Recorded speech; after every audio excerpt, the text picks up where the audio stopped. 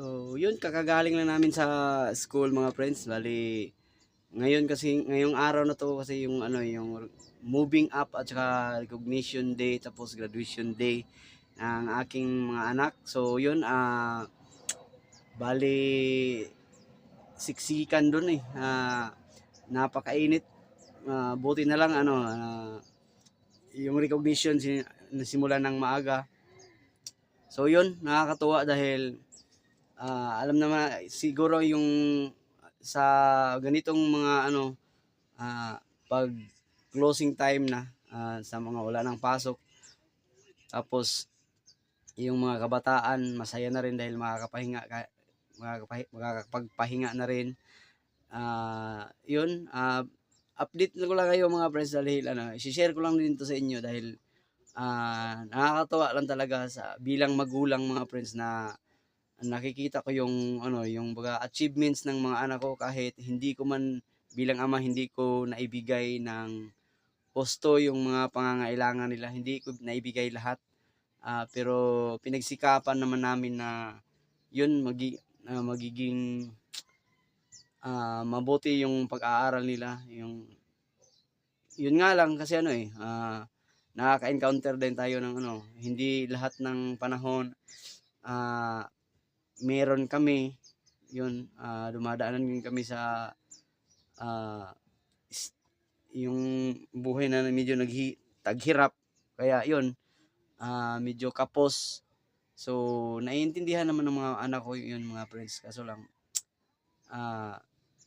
yun ito masaya kami bilang mga magulang dahil nakikita namin yung pagsisikap ng mga anak ko. Yun, yung isa kong anak graduate na sa elementary mamayang hapon, tapos kanina gagaling lang namin sa school, recognition day ng grade 1 ko, yung pinakabunso namin.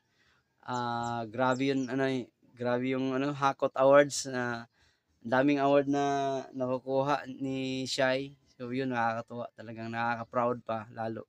So yun, hanggang dito lang muna mga friends. Bali, papakita ko sa inyo yung video na yun, bilang pagtanggap ng awards. So yun, maraming salamat. Names are announced. May we request Ma'am Mary Ann, Cons Demetrio, and Honorable Luis to please give the awards. Let us begin with our grade 1 awardees who have shown the values of courage, courtesy, diligence, and discipline. Requesting all the parents to come on stage kung tawag na honor details. Payogi ang mga batang palingon grade 1 parents. Good day everyone. Today we gather to honor and recognize the outstanding achievements of our pupils. We proudly present to you our grade 1 academic excellence awardees. We begin with grade 1 courage under the guidance of their advisor, Mrs. Melissa A. Rocas. May I now call on the WID Honors awardees, Arrigo Chantal C. will receive the Collaborative Fit and Most Literary Awards. Next in line, Armenian Arkin I.P. will be awarded the Eager Beaver and Most Discipline Awards, followed by Cynthia Sophia T. Eager Beaver at Batang Maasahan Awards.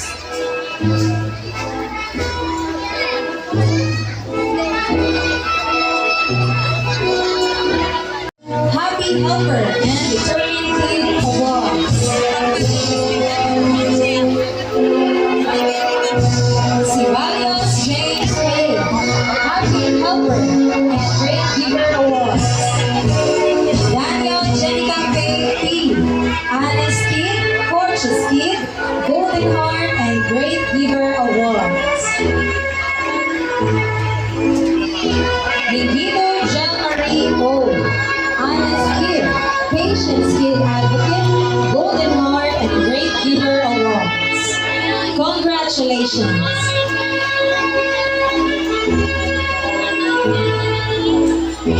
Let's move on to Grade 1 Discipline. Class Advisor, Mrs. Whitwell Maria S. Batucan. With high honors, Alvarez Shai Ann.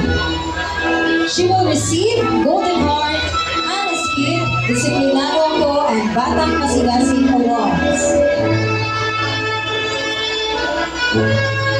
With high honors, Baguio ENT, BCB, Peacemaker, Brunette Worker, Patients Advocate Awards.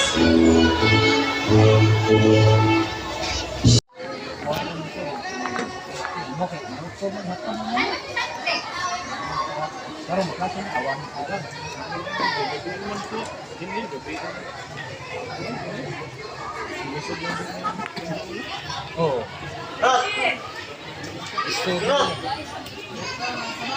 Yung pagkapitin ko yung mga kapitbahay. Grade 8 kasi dapat.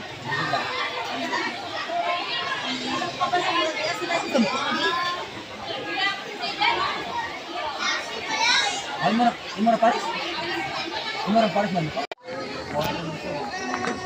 Okay, so maghatang mo. Karon klase na awan.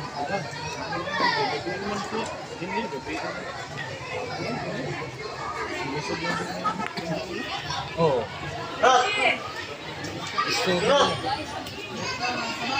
Yung pagkapitin ko yung mga kapitbahay. Grade 8 kasi dapat.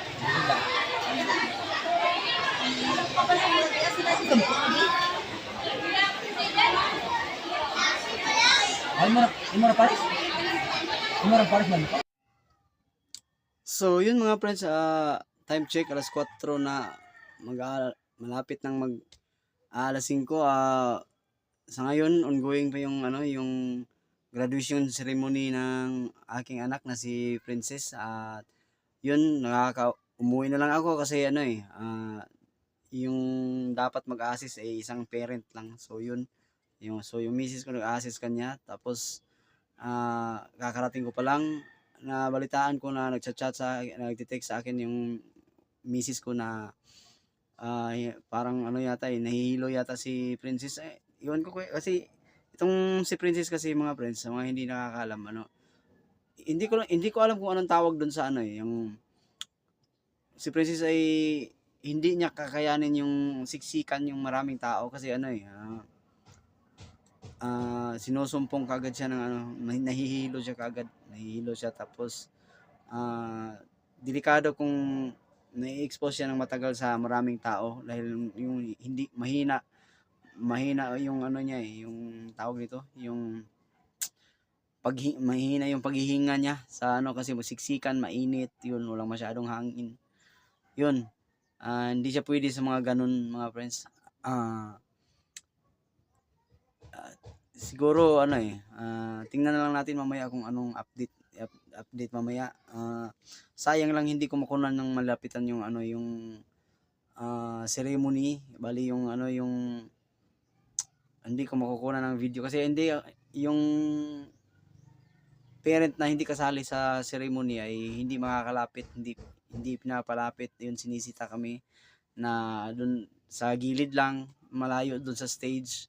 Sayang hindi natin makukunan pero ang importante doon na magiging successful yung yung ceremony at sana magiging maayos lang din yung kalagayan ni Princess at ayun sana para matanggap niya yung tawag nito, yung award sa kanya, tapos yung diploma para makakasali naman siya sa yung ceremony para magiging successful yung yung graduation day, yun, to make it complete, yun. So yun, hindi natin pipilitin yung mga bagay na hindi talaga pwede. Irespeto lang din natin yung rules ng paaralan, bakit ganun. So yun, hindi naman big deal para sa amin yun, kaso sayang lang din kasi pero meron naman akong video na kahit konti, nakunan ko naman sila. Tapos yun, umuwi na lang din ako sa amin mga friends, para ako mag-asikaso dito sa hapunan namin. So, yun, maraming salamat sa panonood at hanggang sa muli.